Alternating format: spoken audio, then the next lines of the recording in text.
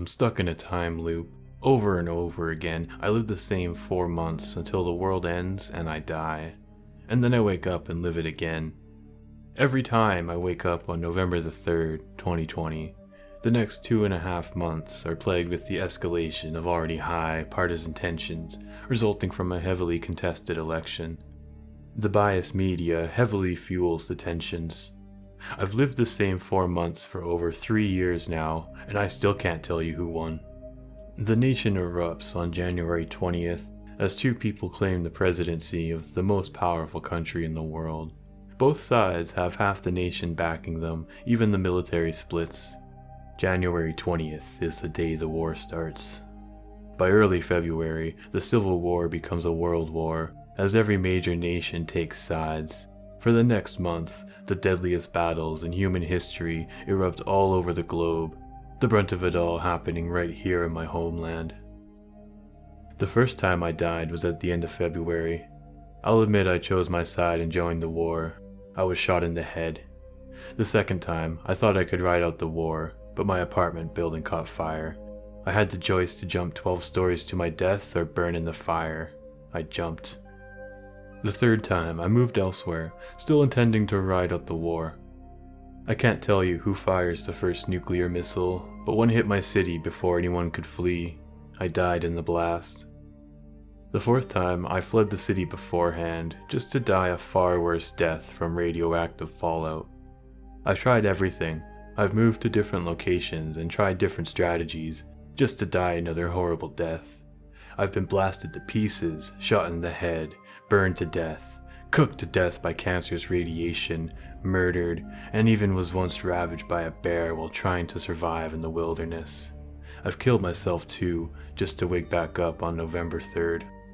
I'm convinced that my only way out of the time loop is to somehow survive. The furthest I've made it is March 3rd, 2021. I'm not sure if any humans survive much longer than that. I'm making plans for my next survival attempt. This is a warning. I hope you do better at surviving than I do.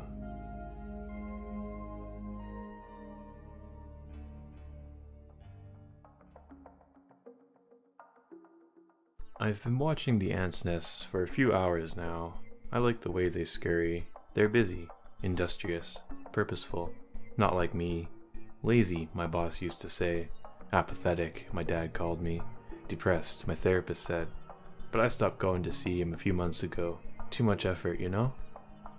I'm sorry if I'm rambling. I don't talk to many people anymore, and I'm a little distracted at the moment.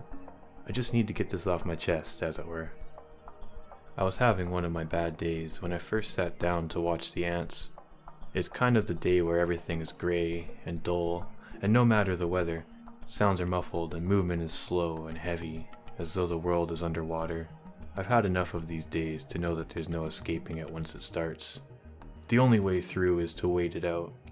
For want of anything better to do, I drifted slowly to see whether I could even feel the sunshine on my face. More than anything, I wanted to avoid eye contact with any of my neighbors, or, God forbid, having to actually talk to them. So I found myself a leafy tree to hide under a little way from the building. I settled into a gap between two roots, tucking myself away from the world. As I sat on the grass, unmoving, my gaze fell onto a single, scurrying ant across the ground to the base of the tree. My eyes followed it lazily, tracking it as it made its way to the roots, where it was joined by others.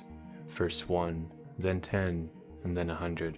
Gradually, more and more little black bodies started to come into focus, until it was finally dawned on me that I sat inches away from a teeming nest of ants.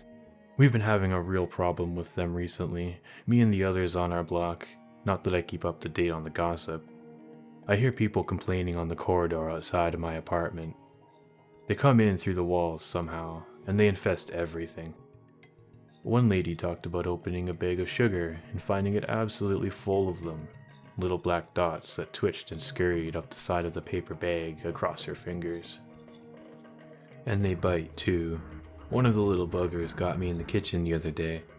I vaguely thought about calling an exterminator, but I never really got around to it. You know how it is. I did manage to do some research on ants though. Okay, so not really research, but I read a couple Wikipedia articles. I read a lot about the nesting habits of ants. Apparently some are opportunistic nesters, and that means that the colony will nest practically anywhere that meets their need for food, moisture, and protection. Old wood, concrete slabs, house insulation. Our apartment is ancient and absolutely full of damp mold. That's probably why we've had such a problem. So back to today. I guess I'd finally found the source of our infestation. Maybe I should have moved it to somewhere else, but something about the heaving, thriving mass drew me nearer instead. There's something hypnotizing in the way they move, isn't there? The busy little tracks they follow, the sense of purpose that we aren't privy to. I lean closer, watching antennae twitch and legs skitter, fascinated by the light that glinted from their carapaces. Caught up in a world both so much smaller and larger than my own, it could have been hours or seconds before I thought to become a part of it. Dreamily, I stretched my hand out to the hive. Did you know that an ant can carry over 50 times its body weight? Estimates vary, but the numbers are always impressive. Just now, I saw an ant scuttle past, carrying an entire human fingernail. It looked like a thumbnail, too. Much bigger than the ant. Why did they take that? What could they want with it? The mystery almost delights me. I don't know what I was planning to do when I reached out like that. I didn't want to hurt them. I wasn't planning to squash them. I swear I'm not like that. Lonely, not vindictive. Empty, not cruel. Maybe I just wanted to see them scurry away from my hand, to be acknowledged, noticed, seen. Maybe it's not that deep. Maybe I just wanted to see what would happen. I've been watching the ants' nest for a few hours now, or maybe it's been days. I wouldn't really know. It's not like anyone would come looking for me, even if they did notice I was missing. Did you know that ant mandibles are highly evolved and often surprisingly powerful? Trapjaw ants in particular can bite with a force of up to 300 times their own body weight. Isn't that impressive? I've seen those busy jaws in action, biting, burrowing, tunneling. I didn't realize that ants could even eat meat until now, but they certainly seemed hungry for it when the tip of my finger broke the crawling mound of insects. It doesn't really hurt though, or perhaps it does, and I've just stopped caring. I burned my arm on the stove the other day and barely felt a thing. It's probably for the best. Some ants are opportunistic nesters. Did I tell you that already? It means that the colony will nest practically anywhere that meets their need for food, moisture, protection.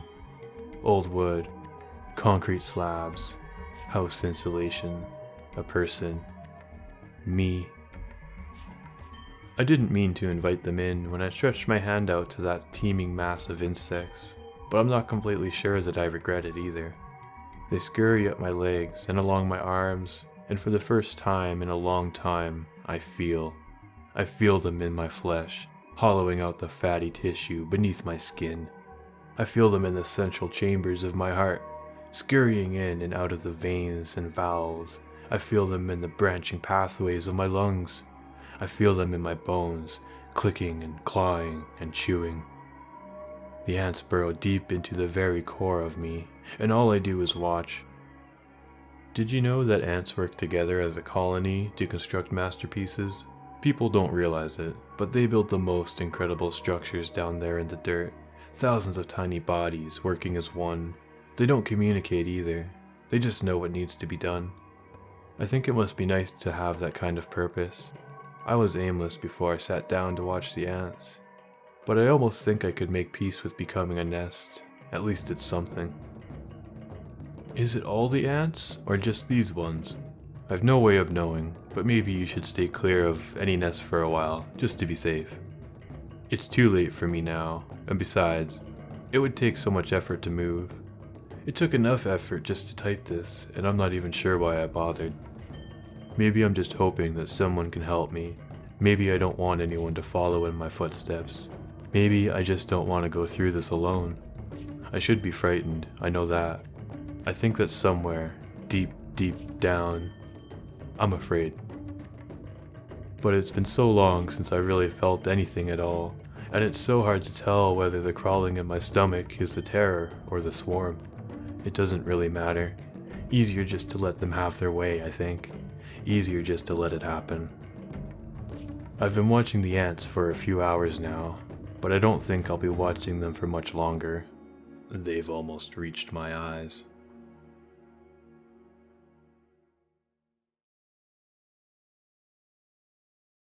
Hey everyone, thanks for watching. I just wanted to give a big shout out to those who let me narrate their stories today. The links to the original Reddit posts will be in the description below, so make sure to go show them some love. I'll be posting new videos every week, so make sure to hit that subscribe button and leave a like if you enjoy the content. If you would like your story featured in an upcoming video, I'll leave a link to my Reddit profile in the description, or you could leave a comment below.